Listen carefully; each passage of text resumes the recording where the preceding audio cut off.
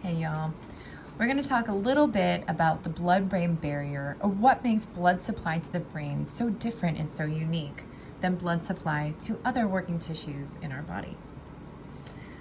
I think it's important to point out right off the bat that blood supply, that the reason that we have blood supply to our working tissues is that our blood supply is how we get nutrient exchange and gas exchange and also waste unloading to happen at our working tissues. That's super important. And the brain, of course, is no different. Our brain also, it consumes a ton of glucose and oxygen, so it needs a supply. But the conundrum for the brain is that the brain is also really, really sensitive. And because the brain coordinates pretty much every single physiological process in our body, we need to ensure that it stays safe. So we need a barrier.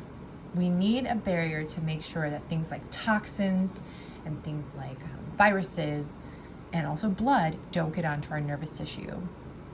Because our nervous tissue dying would be bad news bears, right?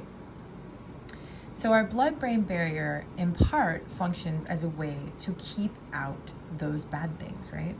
It also keeps out some good things like antibiotics, but that's another thing. The second function is just like the function of any other capillary bed across our working tissues, and that function is just to supply nourishment to our nervous tissue.